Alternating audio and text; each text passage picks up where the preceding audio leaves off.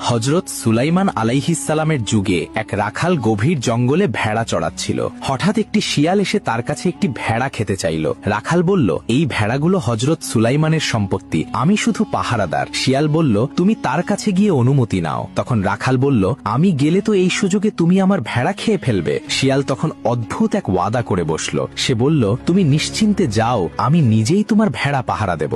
রাখাল অবাক হয়ে হযরত সুলাইমানের দরবারের দিকে রওনা হলো। পথে সে তিনটি অদ্ভুত দৃশ্য দেখল। প্রথমটিতে দেখল একটি গাভী তার নিজেরই বাছুরের দুধ পান করছে। দ্বিতীয়টিতে দেখল কিছু মানুষ ছেঁড়া ফাটা পুরনো কাপড় পরে আছে, কিন্তু তাদের সবার হাতে সোনার থলি। আর তৃতীয়টিতে দেখল একটি পরিষ্কার পানির ঝর্ণা বয়ে যাচ্ছে, কিন্তু তৃষ্ণার্ত হয়ে কাছে যেতেই এমন তীব্র দুর্গন্ধ বের হলো যে তার দম বন্ধ হয়ে আসার উপক্রম। দরবারে পৌঁছে রাখাল শিয়ালের জন্য ভেড়া খাওয়ার অনুমতির পাশাপাশি এই দৃশ্যগুলোর অর্থ জানতে চাইল। তখন হযরত সুলাইমান জানালেন, এগুলো শেষ জামানার নিদর্শন। প্রথম দৃশ্যটি সেই সব মায়েদের উদাহরণ যারা দুনিয়ার লোভে নিজেদের মেয়েদের ফিতনায় জড়িয়ে নিজেরা সুবিধা হাসিল করবে। দ্বিতীয়টি হারাম উপার্জনকারীদের উদাহরণ, যাদের অনেক সম্পদ থাকলেও জীবনে কোনো বরকত বা শান্তি থাকবে না, তারা ফকিরের মতোই অতৃপ্ত থাকবে। আর তৃতীয়টি হল শেষ জামানার ভণ্ড আলেম ও নামধারী দিনদারদের উদাহরণ, যাদের বাইরের রূপ দেখতে সুন্দর ও পবিত্র মনে হলেও তাদের